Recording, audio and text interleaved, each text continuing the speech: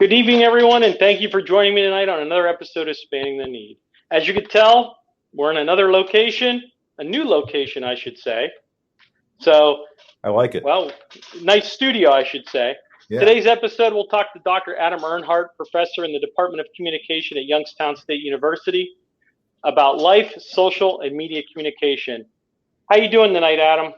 Good. I kind of expected like some intro music, like Monday Night Football, or da da da da da da da da. Well, you really can't have intro like that because, okay, you know what? Let's have an honest chat right now. Come on, Spanning the Need. You need some production before we start getting into life and everything like that. So tonight the Browns play, not your terrible Steelers, as your towel says, terrible. My 1-0 Steelers, right? Your 1-0 Steelers, and hey, it's still the road to the Super Bowl. So I ain't worried about that. But we're not here to talk about sports yet. But we'll be here to talk about it later in this episode. Yeah. So, Adam, thank you for joining me. I really appreciate your time. I know you guys got a lot going on at Youngstown State University and some other things going on. So everyone, just so you're aware, I'm wearing the Browns because the Browns play in about an hour. So we're still having it and we're still doing what we do. So, Adam, you've been probably at the university for over 20 years, and you've kind of come from different locations. So talk about where you started and how you come to where you are now. Yeah, well, I've been here this is my 16th year, but I had 10 years in higher ed before I came to Youngstown. I was at, if we want to go all the way back, I actually got my start at University of Pittsburgh at Bradford, the Bradford campus up there on the border of Pennsylvania and New York. So I was there for a few months, and then I moved to Clarion University. I was at Clarion University. I was there for 10 years. I worked in admissions, and then I became their first webmaster. I became the first webmaster and e-marketing director. It was a title that when they had submitted the title to the state in the job description, because Clarion is a state university. The state initially rejected it because they had never heard of it before. So I did that I was there for about 10 years. All the while, and this is hard for some people to believe, but I was actually driving from Clarion, Pennsylvania, all the way to Kent, Ohio, about 3 times a week. To work on my PhD. So I did that for about 6 years. And some semesters I didn't have as much to do. I worked on my dissertation from a distance, but what was crazy about that is there was one exit I was driving by every single time, and that was the Belmont Avenue exit off of Interstate 80. And don't you know it? I am 2 minutes. I live 2 minutes from that exit now. So I left Clarion in 2005, and came here. I came here initially. I was hired to teach and create a program in what was called computer mediated communication. So that was meant to be a track just in computer communication. One of the very first classes that I taught here was a research class.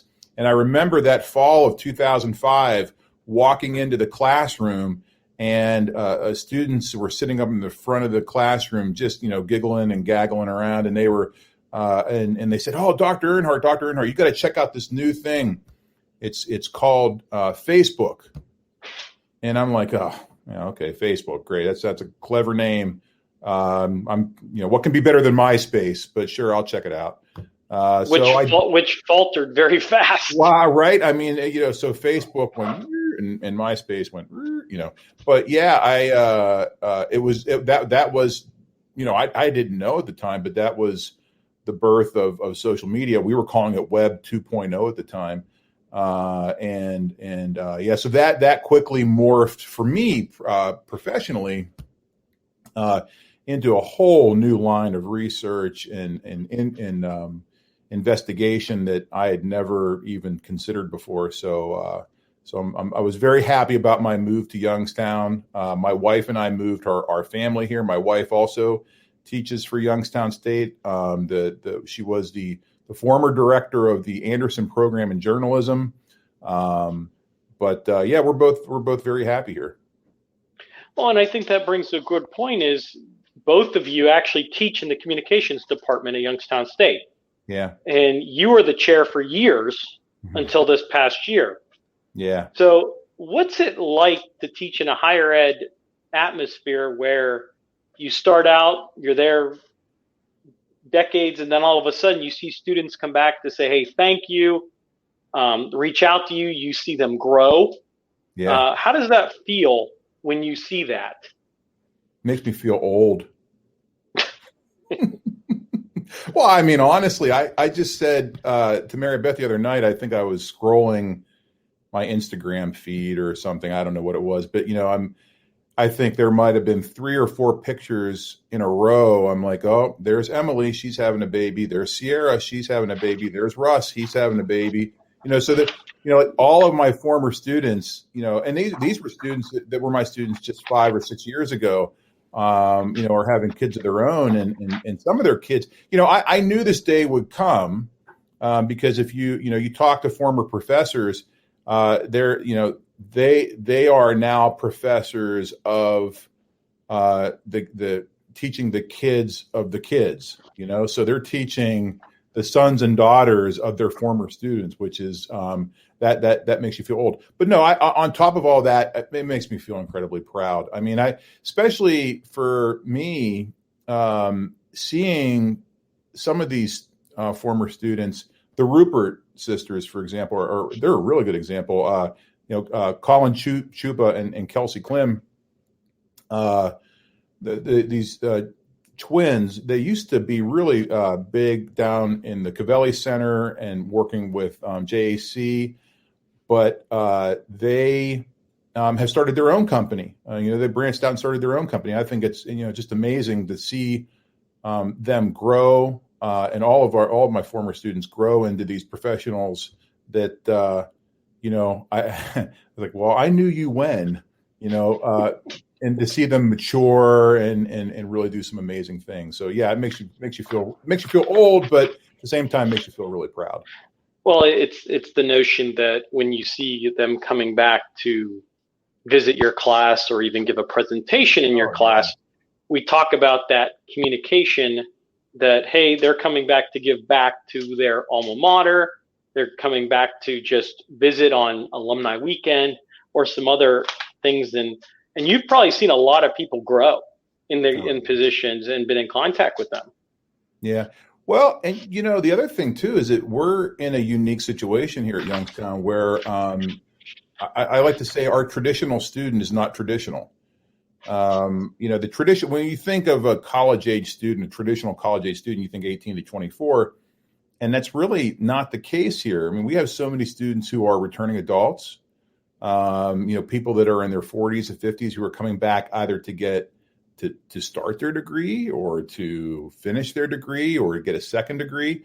So when I started teaching here, I remember being in a classroom where 5 of my students were, 20, 30 years older than me.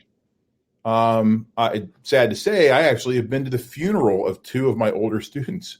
I know it's sad, but they were successful. They finished their degrees here. They were successful. They went on, for I think the one who died recently went into the restaurant business and was really successful there. So I mean, even those stories. So you kind of see we talk about this idea of education being cradle to grave. That epitomizes it right there. Whenever you can watch somebody kind of grow, and then you get them as a student whenever they're older, it's pretty cool. Well, I think the one thing is it's like we were talking off camera. It's like, oh my gosh, I'm back in school getting a master's degree 20 some years later. Yeah, and it's one of those things where sometimes you see the exact same people that like you never left. Oh yeah. Oh yeah. Or you see different iterations of them. It's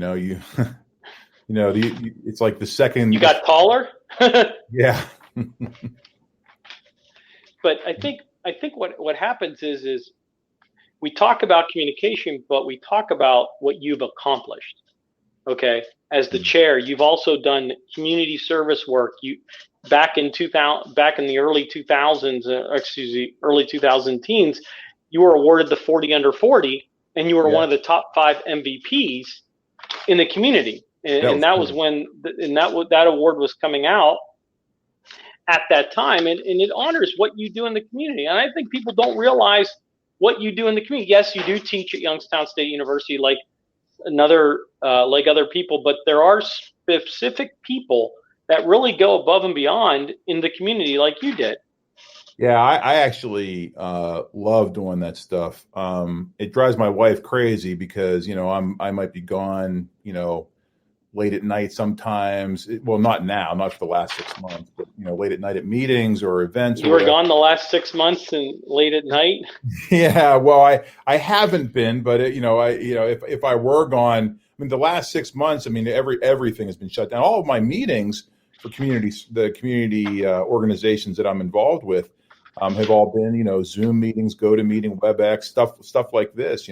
But no, one of the ones that I'm really proud of right now is the work that we're doing with Shepherd of the Valley. So I'm vice president of the board at Shepherd. And we opened our new Liberty campus up in Liberty, right. It's Off Tibbetts Wick. Say again. Right off Tibbetts Wick. Yes, yeah. It's a massive facility. It is. It's like a little Taj Mahal, man. It is gorgeous, and we did some tours, and we were obviously wore all the protective gear and did something, but what was crazy about opening that facility was, and this just goes to show you how amazing these people are that work for Shepherd. They moved. Okay, so we were closing down the Niles facility and opening the Liberty facility in the same day. Ooh. So we had to move all of the residents from Niles to Liberty, which isn't that far of a drive, but when you talk about coordinating that entire move, those patients, people, equipment, yeah, you name it. I mean, it was just amazing how efficient that was, and I had nothing to do with it, other than I got to sit there and be a cheerleader, which is sometimes all board members really have to do. But well, yeah. and that brings me to a thing that from what you've done in the community, you actually, if no one knows, Adam played in a charity basketball game about 10 years ago. I left it all on the court, Tony. He left it all on the court. And just for everyone's enjoyment. Oh, my goodness. I thought I would show. Oh, I like your wallpaper. I think I would show Adam. Oh, wait a minute. I got to get a little bit closer. Look how fat I am. I must have been, I bet you I was 300. Well, let's see. I bet you I was 320 pounds there. But you're also 6'9". Well, yeah, that helps. So, and look at those in kicks this one, too, man. And here's a couple pics. There's one going for the layup, and you can see how tall he is. And I think that's Allison. No, that's Joe, Jay Williams. Is that Jay Williams? Jay Williams. Yeah, Jay Williams. There was also Congressman Ryan. Oh yeah, Joe Schiavone. So a variety of them. And then here's you dribbling up the ball up the court. Oh yeah, Joe still gives me crap about this too. Well, and I think it's all, but you give your time, and I think that's the thing that people don't understand is you give your time to the community, and I think that's the nice thing. Well, there's a big reason why too, though. I mean, okay, so let me back up just a little bit, because one of the things that I mentioned was my wife and I moved to Youngstown, and I kid you not, and I know this sounds awful, but one of the questions we get is, well, why'd you move to Youngstown? Why'd you move to Liberty? I'm like, are you kidding me? We love it here. We sought out this place. We wanted to move here. And one of the reasons why is we wanted to raise a family here. We did not want to, and this is not a knock against Clarion, Pennsylvania. This is not a knock to schools that are in rural communities, but we wanted to raise our children in a world, in a place that looked like their world, right? And what I mean by that is not a homogeneous environment, but heterogeneous in terms of race and ethnicity. And, so we looked at school districts. It was like every family does when they're moving. We didn't necessarily look at report cards, but we looked at the diversity of that district. And quite frankly, you won't find a more diverse district in and around Youngstown than Liberty. I mean, there are a few, but that size and that diverse has really attracted us. And so for our kids, we wanted them to be in that environment. We also want our kids to see that we are active in the community. My kids know that, for example, my kids know that I'm doing this tonight. Our kids know that we're, that we work at food pantries once in a while. They know that. Actually, it was funny when they were building the Shepherd of the Valley building. We used to drive by there to take our kids to dance class, and every night we would drive by there. My youngest, my son Ozzy, would say, "Oh, there's Daddy's building. There's Daddy's building," which it was only because I talked about it all the time. But it was that idea of trying to get them excited about their community, and so we try to take them to community events and all that. And it's this idea of trying to make our kids as well-rounded as we can in understanding the world that they're going to grow up in. Well, and let's talk a little bit about that. We talked off camera a little bit about, and we talked on here about social media and how social media has changed over the last decade. Yeah. How has communication changed from where it was 10 years ago to where it is now? Well, I used to say this thing to my students about how no one ever taught us to be mass communicators. I mean, unless you're in the discipline of mass communication, of media, and we really don't get that until we get to college. I mean, you might have been involved with your school newspaper, school TV station, radio station, whatever. No one really gets to fully understand or appreciate the power of mass communication unless you're in that discipline, or unless you're practicing, you're a practicing mass communicator, right? Well, what happened in 2005 with Facebook, and you can even go back before that. I mean, all of a sudden, we had this switch go off where we were all of a sudden given the power to be mass communicators. All of us. Mm-hmm. Yeah. No one taught us to do that. I mean, people taught you how to say "mama, dada." People taught you how to answer the phone. People taught you how to write a letter. Still waiting for people to how to answer a phone. Well, that's true too, and I don't even know that people know how. Some people don't know how to answer a phone anymore. I don't even think I remember little things about, hey, this is a phone. What? It's not it's a landline. So what's it do? And not many people knew how to. The old rotary phones. Oh yeah, the first time my kid saw a rotary phone, his head exploded. Like he had no idea. But that's what it is. I mean, I think that has been the biggest change, is that there was the speed to adopt, the speed of adoption. The adoption for social media was it like, I think it was something 1,200% speed wise what TV was in terms of adopting the technology, right? And why? Because we all had it. It was readily accessible. We all had computers or had access to computers. So the speed of adoption and the rate of adoption was very, very high for social media. That said, no one was teaching us. Now, 15 years later, you could argue that people have become more adept at it, but because no one was teaching them how to use it, we had a lot of hurdles. We had a lot of stumbling blocks along the way. And I think you saw that, in 2015 and 2016 with the election. I think you saw that with people who are giving up so much personal information, people who are just willingly, sharing content with other people, thinking that it's safe and secure, or not caring whether or not it's safe or secure. And I think, people are becoming a little bit more wise about that, more attuned to it. And it will eventually make us better mass communicators. Well, and let's talk a little bit about that in 15 and 16 now.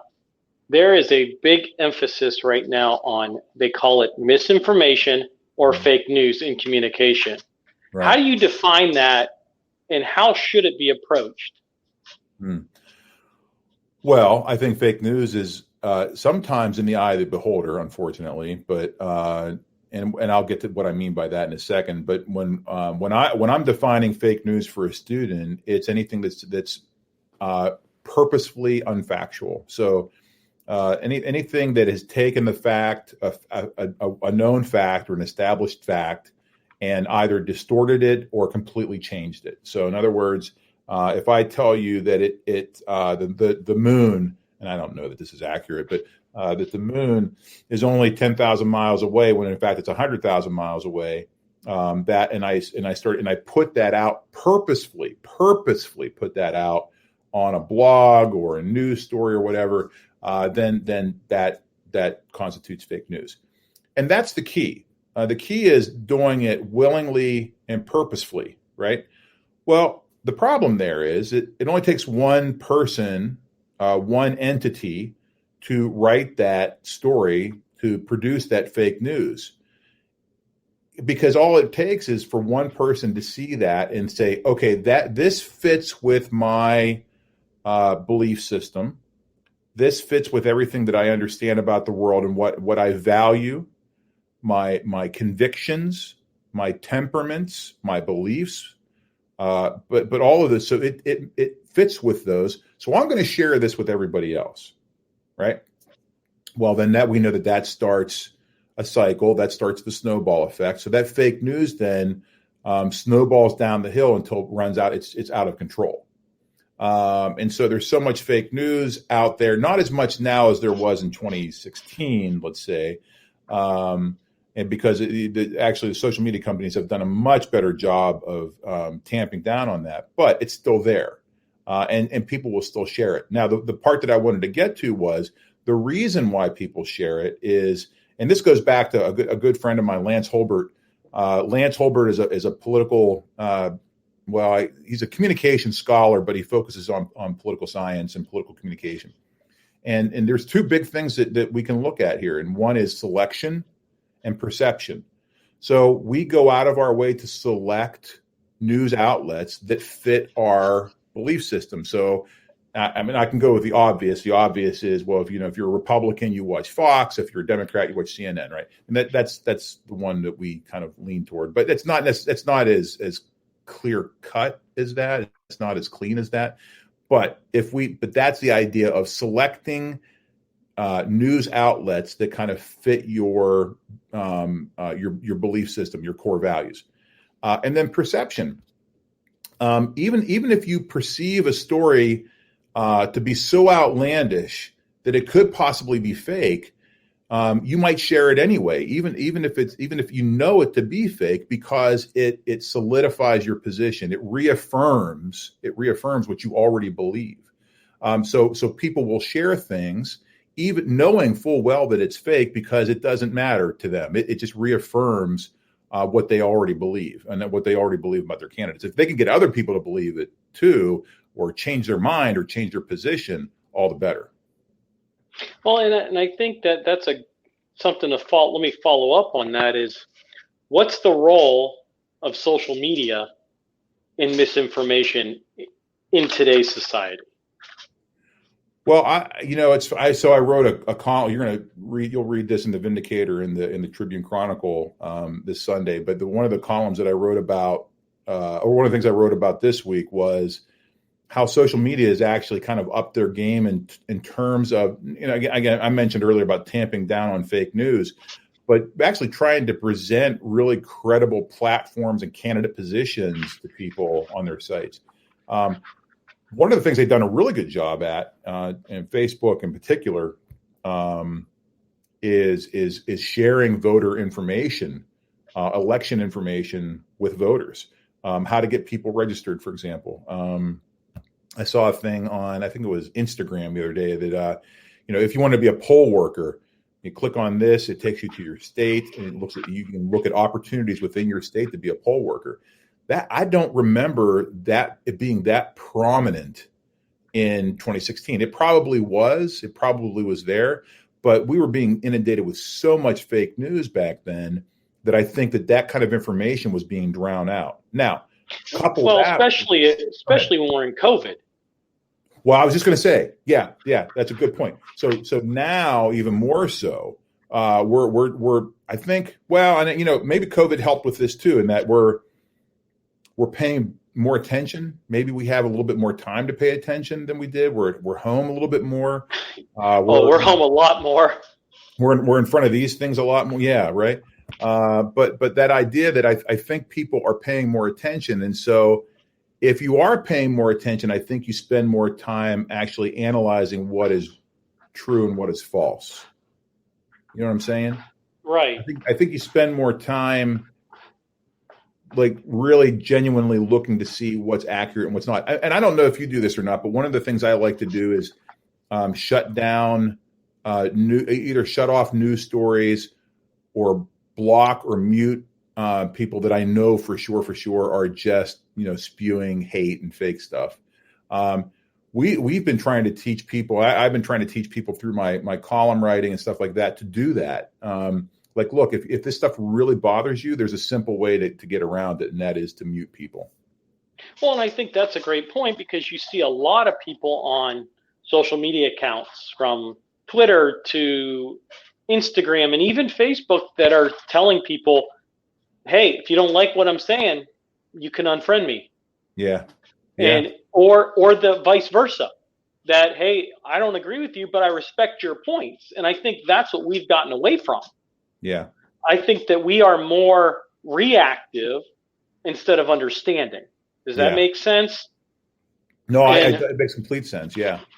And I think that when people think that everything almost is true online now. Yeah. It's one of those things that, okay, I post something. Well, it doesn't mean it's true, because it comes from any source out there. It could also be skewed to the way that news source is without putting the real facts in. Yeah. I agree with that. How do you? Go ahead. Good. No, go ahead. Well, and I think the other side to this too is that we're getting better at trying to bring people into conversations that we might have otherwise rejected.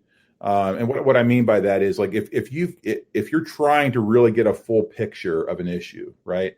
It used to be, and again, I'm kind of going back to the 2016 election, because that kind of set the benchmark for how much division and hate were actually out there. 2015, 2016, into 2017. But I think now, people are sick of that. People are just fed up with the hate and the division, and that they really want to get to a true center point. And I'm not saying people have to be undecided. I mean, you can be a Democrat or Republican, and you can still do these things, but bringing people into the conversation that might have differing opinions, but are respected, and that you respect them, you respect their opinion. And I think there's more of that that's starting to happen. And that's a good sign. Do you think there's more misinformation and fake news now, or do you think it was in the last election? Oh, last election. In part because many of and by the way, the troll farms are still out there, and they're just, one shuts down, another one pops up. I mean, what was the name of the one? I'm trying to think of the name of the one that was in. Oh, it was in Russia. I think it was IAC or something like that. So So that one actually still exists, but when one of these shuts down, another one pops up, or other ones pop up that look like they're legitimate sources, and they're actually not. They're just troll farms.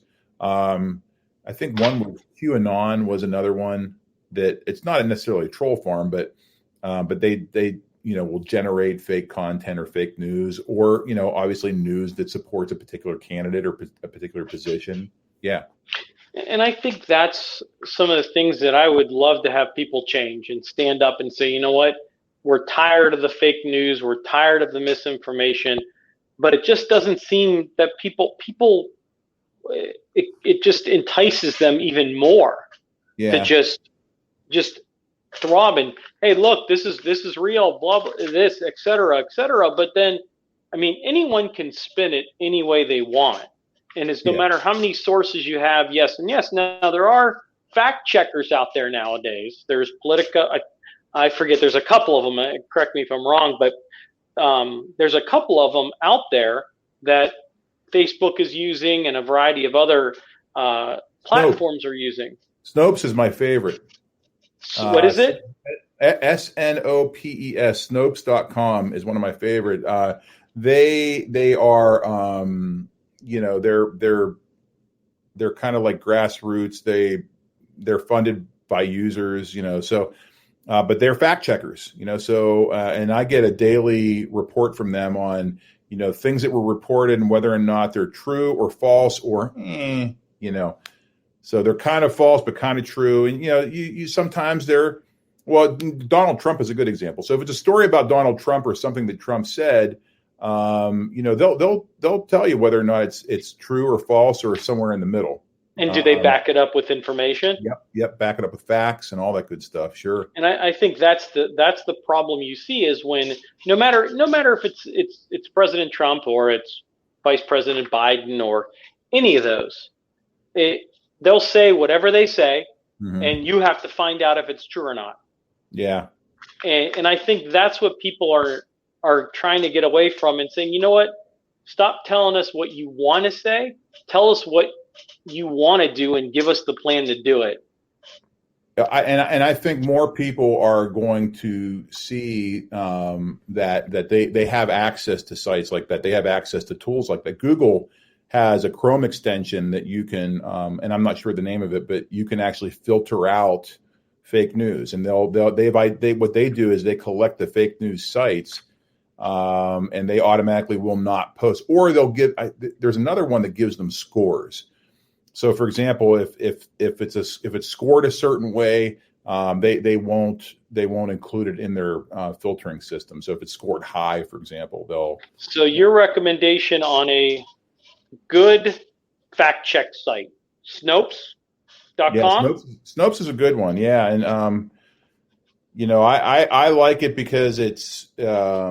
Like I said, it's kind of grassroots. It's one of those ones where it's crowdfunded. So, I mean, they probably have a decent amount of cash, but I don't think they're struggling. But it's one of the ones that I would actually, if I were giving any money to anybody for this kind of stuff, it would be to Snopes. Well, I think that turns into the message now of communication during this presidential election. Yeah. Okay. How is the mass communication affecting the end users? I'm sorry. I just saw a question pop up. If Biden wins, we'll tweet like Trump. Okay. It's an interesting one. Will he tweet like Trump? I don't think Biden will tweet. By the way. Which, by the way, I'm executive director of the Youngstown Press Club too. See, we'll just stick that up there. If Biden wins, we'll tweet like Trump. So just so everyone can see it. Posted that. I wonder who's. I don't know who's running that account right now. But you aren't, and you don't know that? Well, that's know. Another story. I'm relatively new as the executive director, so honestly, you know what I've been focused on the last 2 weeks? Trying to get Tim Ryan to do a debate with Christina Hagan. We've been trying to find a location and a date that Pelosi will let him be and come back to Youngstown to to do a debate with Christina Hagan. So that's what I've been working on. I'm not sure, how about we just throw that out the door and say, you know what? Let's do it like this. I don't care what you got in front of you or behind you. People want to see it. But I will tell you though, I like that question because that has come up more often than you might think. I mean, there are a lot of people. Which question are we referring to? No. If Biden wins, will he tweet like Trump? I don't think so. I think Biden's a little bit more reserved. Yeah. I think that because if I'm even running for president, and even if I'm tweeting, my tweets are going to be politically correct because, that's different from what Trump does. No, Trump has no filter. And there's nothing wrong with that. No, and there's a group of people who really appreciate that. And I understand it. The reason why it's kind of off-putting to a lot of us is that, and not me, I don't really care. I mean, he can do whatever he wants to do. It's not going to affect me. Yeah. But this idea that it's off-putting is because it does have the appearance of being unpresidential. Well, that's just because he's trying to redefine it. And the other thing about Trump is that, he hasn't changed. So this is who he is. I mean, he hasn't changed the way he's talked or tweeted or done anything since day one. I mean, this is who you're going to get for the next term, plain and simple. You vote for him, you get another 4 years, this is what you're going to get. So voters have to make a decision. Is that the way they want to go? Or are they going to vote for their candidate? And then I've heard some people that say, well, I don't know who to vote for. I don't have enough information. Joe Jorgensen. Joe Jorgensen. You can vote for the Libertarian candidate. Yeah, there you go. Which you never know hey. I just heard that there's a whole issue surrounding that too, and that with the debate on September 29th, she is going to be in Cleveland, and the thought there is that because there's a hashtag Let Her Speak, that the whole reason why they're not letting her into the debates is because she's a woman, which is not true. But, there's that issue of, okay, well, here we have two white men again, after we've been through, we have had this like awakening and the Me Too movement. And now you're going to not isolate, but like kind of disqualify this other candidate because of the party she's affiliated with, when we could be hearing from, a legitimate woman for president. Well, the other thing about that is I know in the past, and I have not followed the presidential commission that's been trying. I think there was supposed to be one tomorrow or tonight. Right? I think it was. The president was supposed to be in Cleveland tonight, I think, or it was next Thursday, and they moved it to the very end of September. And what is past precedents? They always did the percentage. Yeah. If you didn't have above a certain percentage of likely or liable voters, you were not able to be on there. Candidate. Yep, you're right. And I think that's actually one of the reasons why a lot of debate organizations or whatever, debate commissions won't invite third-party candidates because they don't have, I think it's 5% or something like that. And it's one of the reasons why Gary Johnson, he was the Libertarian candidate in 2016, almost got 5%. He was at like 4.6 or something, and they didn't. It was real close to that. Because then that would have triggered federal funding. Because then that would have triggered federal election funding for the next Libertarian candidate. And so it was that close, and that would have made the 2020 election really strange.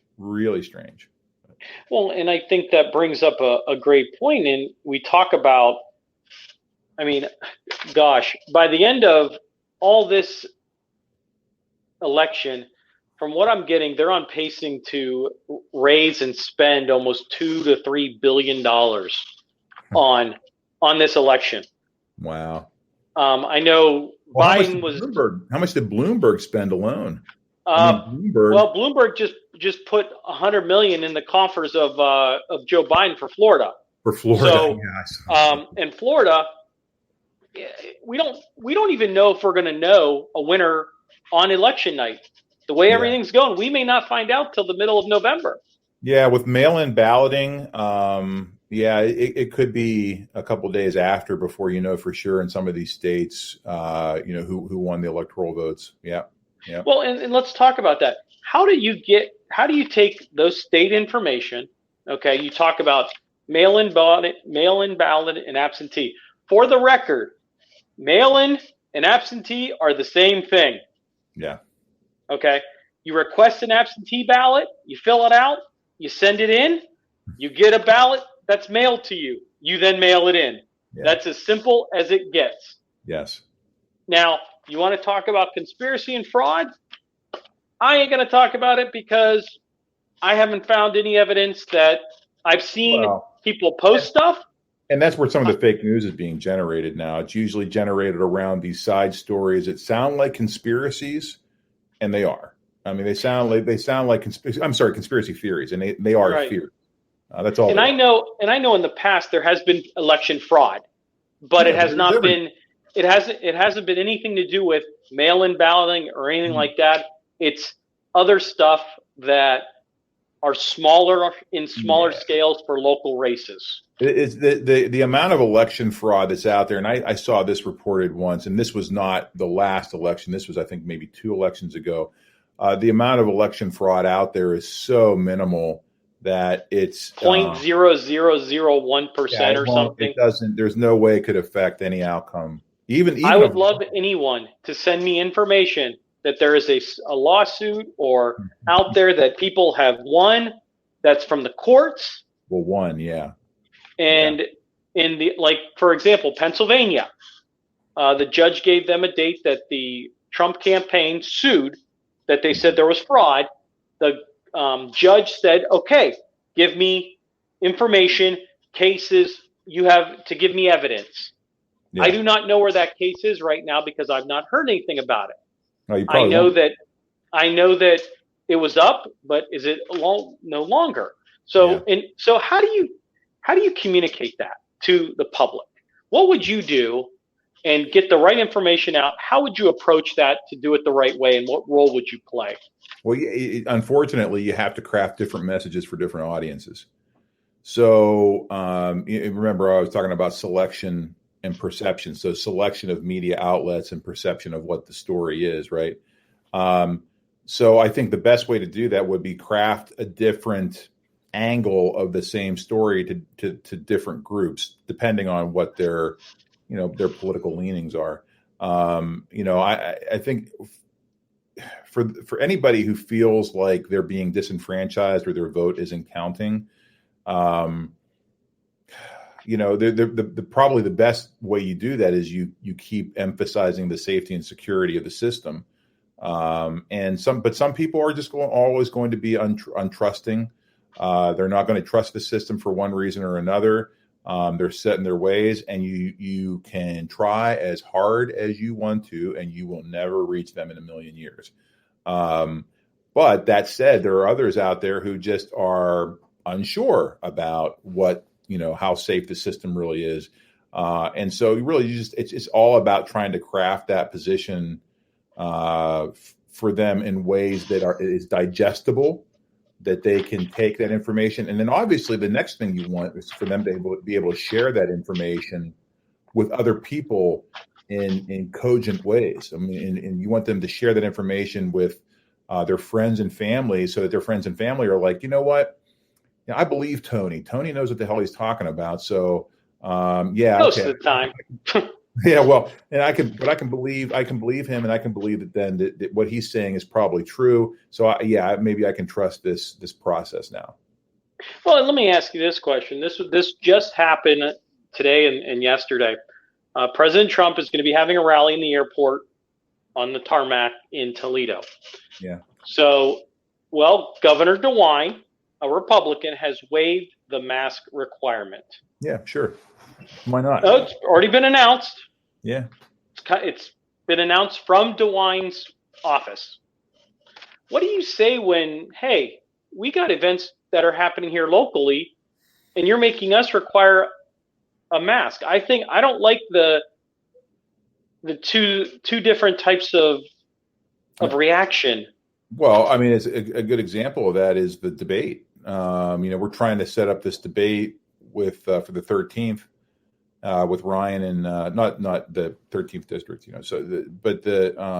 And we have to follow all of these really strange protocols and make sure everybody has masks, but that the area is sanitized. We can't have more than 50 people in this really large room. And it's a double standard. And it's a double standard that you have the governor. It doesn't matter who you are. But I will say this, and I think this is, if you ask anybody in DeWine's office, this would be true.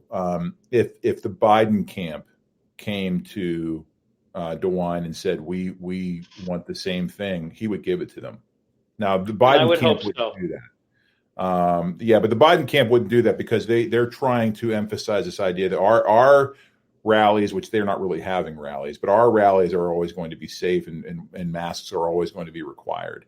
What Trump is trying to emphasize is this idea of, which I don't necessarily agree with, is this idea of this is a First Amendment issue, and it really isn't. It's not a First Amendment issue. It's a safety and security issue. Well, and people say it's my constitutional right to not wear a mask. Well, I like to say the normal thing is if you don't have shoes, shorts, or a shirt on, you don't get service. No shoes, no shirt, no service. Right. And I like that. I mean, and I respect the businesses. They're being held to a higher standard, and they're going to be clean, and they're going to be sterilized. And when you see these isolated cases, then you know what? It's going to protect me as much as it protects you. So then just don't go out. So I am all about individual freedoms and liberties.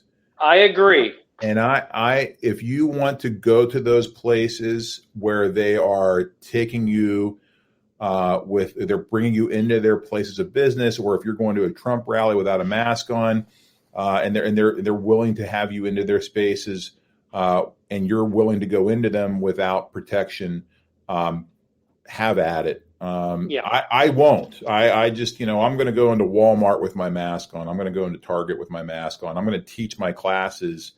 For the most part, what I've been doing, I've been teaching my classes via virtual campus, which means I have some students who actually show up in the classroom, and only about out of a 15-seat, 20-seat classroom, only about 2 or 3 students actually show up, and they show up with their masks on every day, and they sanitize every day. And I'll sit all the way at the front of the room. No one's anywhere near me, and I'll turn the camera on. We'll turn on WebEx, and I'll start teaching to the other 15, 16, 17 students who are out there without my mask on.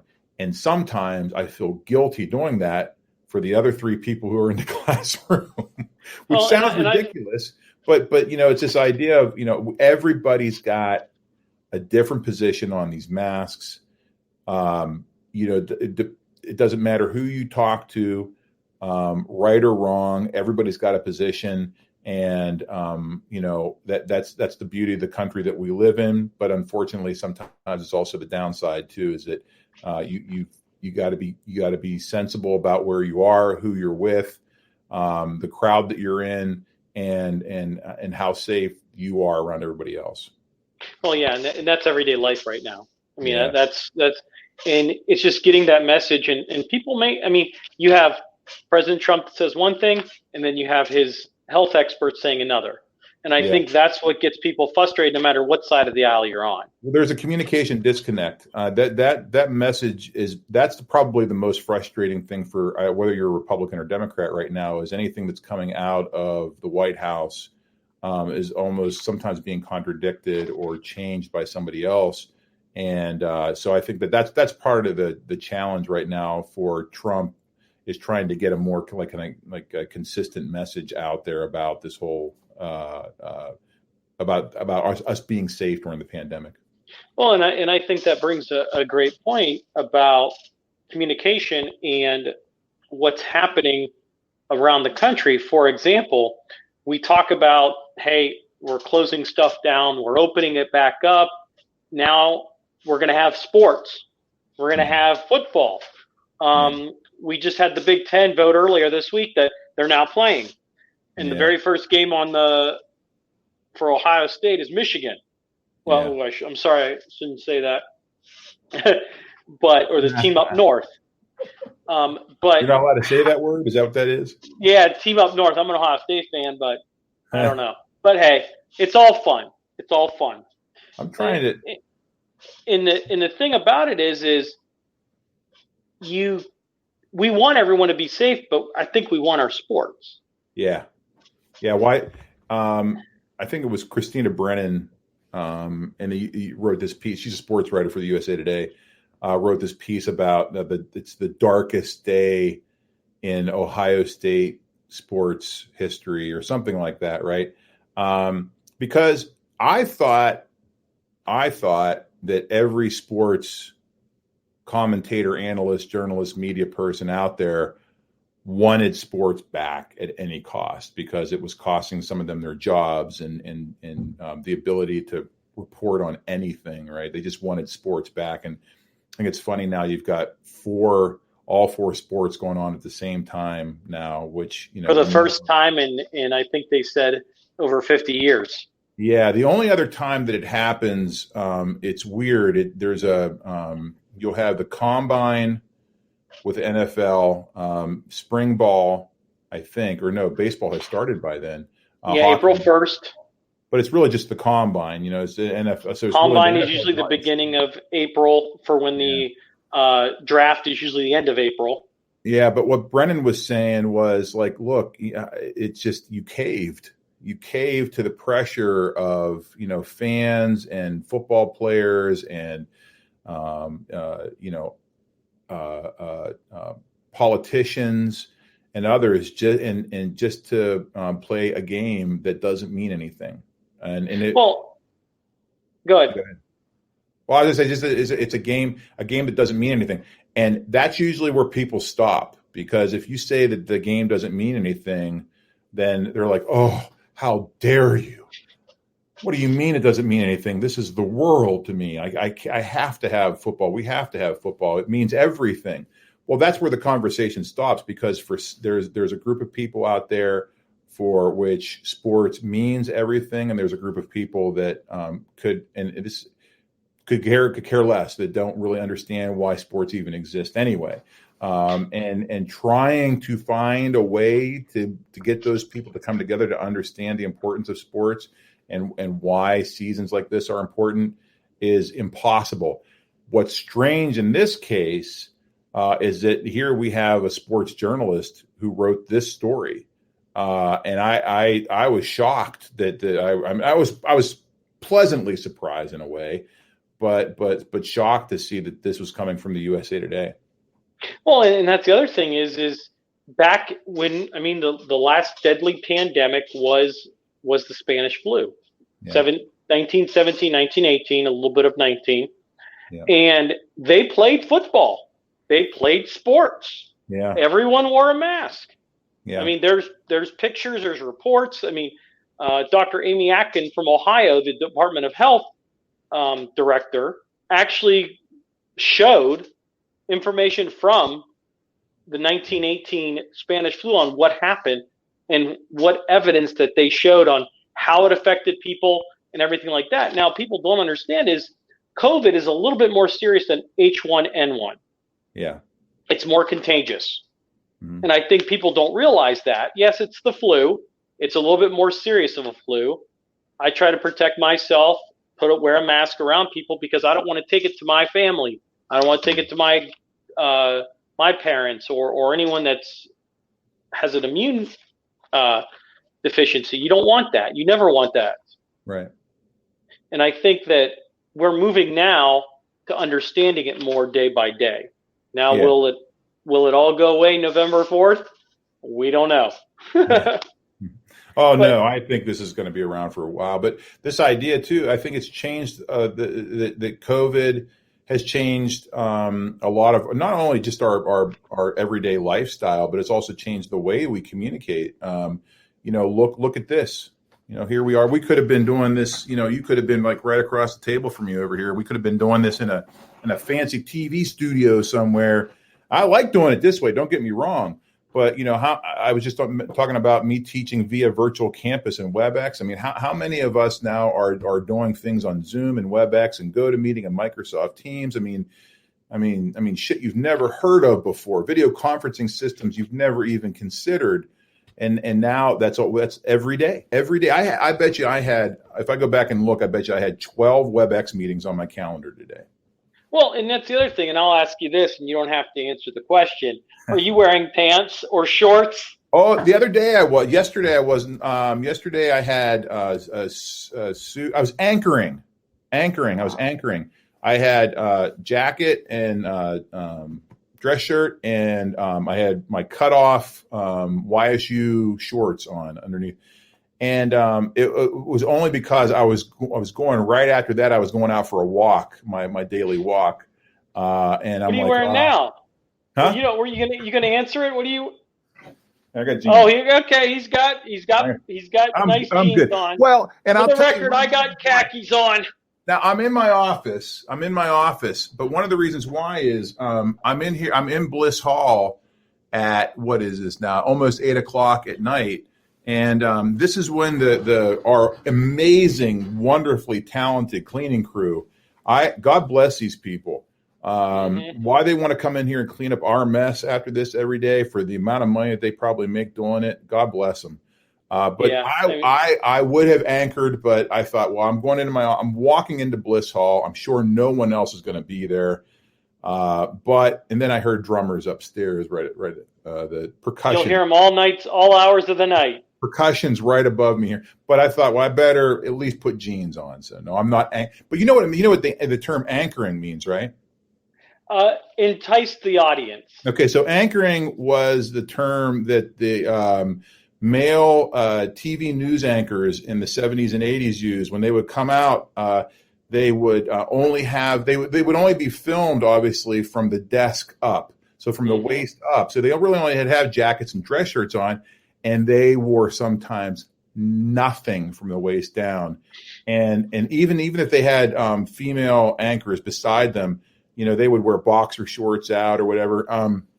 I asked Steve Vesey and from Stan Channel Boney. 21. Yeah, did you do your Stan Boney interview? You're interviewing Stan Boney at some point too, right? Yeah, we'll be working with him and talking about the history in the coming month. We're going to sit down and have a great chat with him and how times have changed. Well, ask him about anchoring. I will do that. He has an answer. That's a good answer. He knows.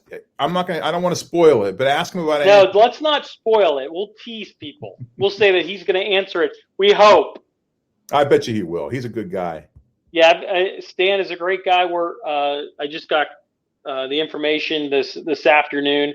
That we're working on a date sometime in October. We're trying to get him in and to really because what people don't understand is we do these virtual.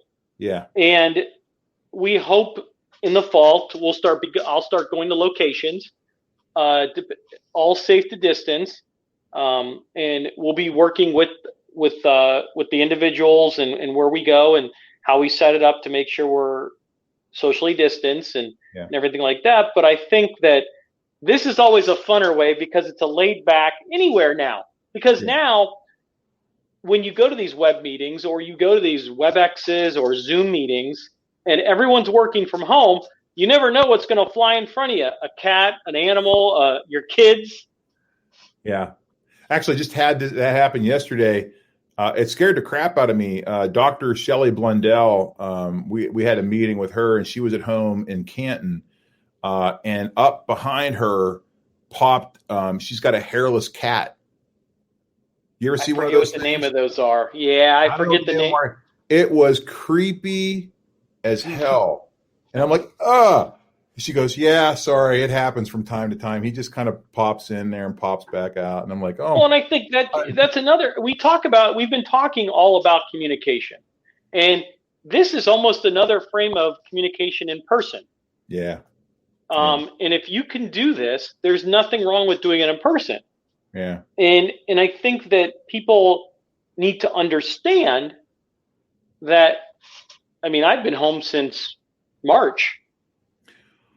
Well, the technology has gotten a lot better too. So let's make sure we understand that. I mean, we could not. I don't know that I would actually trust doing this maybe 5 years ago. But yeah, that's a good point. Speed has gotten better. Latency has gotten a lot better. Access has gotten a hell of a lot better. We still have a huge digital divide in our country, in our world. Mm-hmm. I mean, I was talking today about how we've got 1.4 billion people in China, and 144 million of them have access to a streaming service, right? So that leaves 1.25 billion people in China who don't have. I mean, I guess my point to that is many people are in poverty around the world and don't have access to this technology. We're fortunate enough to have it, but even in our own country, there's a divide. So access is an issue. But it's gotten better. In fact, our government, our state and federal government had, with CARES Act money and all that kind of stuff, have tried to dump money into our school systems so that students could have technology and hotspots at home if they were going to be fully online students this school year. So the access and all the kind of things have gotten better. So that has made this possible. That has what you and I are doing. That has made Zoom and WebEx and these other platforms possible. Where I would think maybe like 3, 4, 5 years ago we wouldn't have been doing as much of this. Well, and I think that there's going to be there's probably a lot of technology that's changed over the last 6 months that would have never changed that fast. Yeah. Especially in communication. Oh yeah. So where do you think we go now in communication as well as just in general? Well, I think I want to kind of go back to what I just said about the divide. I think it's trying to close up that divide. I think trying to get people who don't have access to technologies that they need to advance themselves in this world, to be better educated, to be better informed, to find their way around fake news, to get to legitimate news, to get to facts. That's where we need to go next, and that means obviously creating more communication channels, creating more outlets for people to have conversations like this. I think that's probably where we're going next. The other thing too, and I'm really excited to see where we go with Starlink and SpaceX's, I don't know if it's going to be high-speed internet or what they're going to call it, but their ability to get internet access, to get I don't know if it's going to be 3G, 4G speed or whatever to the rest of the world. That's going to be cool to see. But again, this idea of trying to get technology in the hands of people who maybe have never had it before, trying to get avenues for people to communicate that they didn't exist before, to connect corners of the world that have never even spoken to each other or didn't know that each other even existed. I mean, that's the cool stuff. And that's big brain stuff. That's stuff that's way beyond me. But that's the kind of cool stuff that I'd love to see happen. Well, and there will be a lot coming down the route, I can't even speak right now. Coming down the road. Yeah. And we'll be seeing that. And Youngstown Press Club, thank you for joining us, as well as everyone else. If Biden wins, will he tweet like Trump? That's a good little statement. Yeah. I think that might be more of a rhetorical question than I don't know. Yeah. It all depends on what kind of rhetorical question. Can I ask you a question? You're more than welcome to. What's the score tonight? What's going to be the score tonight? What's the outcome? Score? I'm gonna say 24-10 Browns. Nice. 21 or 24-10. Our offense finally gets moving. Because the Bengals didn't win either, right? No, they lost. They could have won. Oh, that's right. They lost that's right. Wow. They could have won. They could have been 1-0 too, but I'm going to say, like I said, 21 or 24-10 Browns over the Bengals. And that's why I don't play any of that fantasy because I know I'd lose. You know, I'd get the guy I'd pick guys that I'm like behind the scenes, like, come on, man, just give me that third string running back's going to come up and wipe the floor with everyone. You know, I had a friend who always picked a kicker first because he would, if he was picking like a 9th or 10th, he would always pick a kicker first because he's like, well, I know kicker's always going to get me points. And I'm like, oh, okay, whatever. Well, it depends. He always lost. like New England's kicker. Oh, gosh, he'll hit from everywhere. Yeah. I mean, it just depends who the kicker is. That you know that, hey, I'm on the 40-yard line. Okay, kicker's going in. Bill Belichick sends him in.